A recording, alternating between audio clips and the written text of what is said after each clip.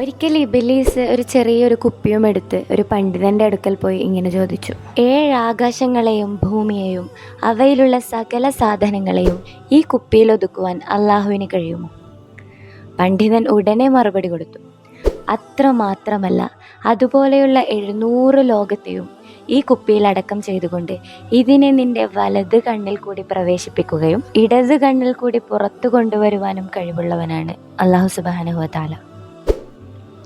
പണ്ഡിതന്റെ ഈ ഉറച്ച മറുപടി കേട്ട് നിരാശപ്പെട്ട ശൈത്താൻ തൻ്റെ കൈവിരൽ കണ്ണിൽ കുത്തി അട്ടഹസിച്ചുകൊണ്ട് പണ്ഡിതന്റെ അടുക്കൽ നിന്ന് ഓടിപ്പോയി എവിടെയോ മറഞ്ഞു. ഏതെങ്കിലും ഒരവസരത്തിൽ എന്നെ നീ പിടികൂടുമോ എന്ന് യഹ്യാ നബി അലൈഹിസ്സലാം ഒരിക്കൽ ഇബ്ലീസിനോട് ചോദിച്ചു. അതിന് ഇബ്ലീസ് കൊടുത്ത മറുപടി ഇങ്ങനെയായിരുന്നു, ഇല്ല, ഒരിക്കലുമില്ല. എങ്കിലും അങ്ങ് വയറു നിറയെ ആഹാരം കഴിച്ചു പോയാൽ ഞാൻ പിടികൂടുന്നതാണ്.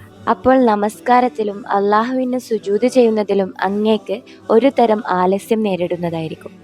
അത് കേട്ട് യഹ്യാ നബി അലൈഹിസ്സലാം ഇങ്ങനെ ശപഥം ചെയ്തു, ഇന്നു മുതൽക്ക് ഞാൻ വയറു നിറയെ ആഹാരം കഴിക്കുന്നതല്ല, വയറു നിറയെ ഭക്ഷണം കഴിക്കുന്നത് സ്വേച്ഛകളിൽപ്പെട്ട ഒരു കാര്യമാണ്. സുലൈമാൻ നബി അലൈഹിസ്സലാം ഒരിക്കൽ ഇബ്ലീസിനോട് ചോദിച്ചു, നീ ഏറ്റവും ഇഷ്ടപ്പെടുന്നതും ഏറ്റവും വെറുക്കുന്നതുമായ കാര്യങ്ങൾ എന്താണ്? ഇബ്ലീസിന്റെ മറുപടി ഇപ്രകാരമായിരുന്നു, ഐഹിക കീർത്തിക്കു വേണ്ടി, അതായത് ദുനിയാവിൻ്റെ കീർത്തികൾക്ക് വേണ്ടി മാത്രം ഉച്ചത്തിൽ സംഗീതങ്ങളൊക്കെ ചൊല്ലുന്നത് എനിക്ക് വളരെ ഇഷ്ടപ്പെട്ടതും രാത്രികളിൽ നമസ്കരിക്കുന്നത് എനിക്കൊട്ടും ഇഷ്ടമല്ലാത്തതുമായ കാര്യങ്ങളാണ്. മൂസാ നബി അലൈഹിസ്സലാം ഒരിക്കൽ ഇബ്ലീസിനോട് ചോദിച്ചു, ഏതു പാപം വഴിയായിട്ടാണ് മനുഷ്യനെ നീ കീഴടക്കുക?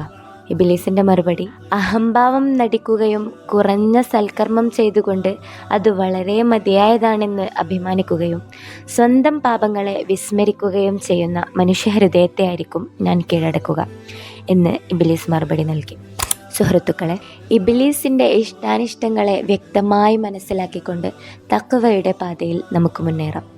ഈ വീഡിയോ ഉപകാരപ്രദമായെങ്കിൽ ഷെയർ ചെയ്യുക.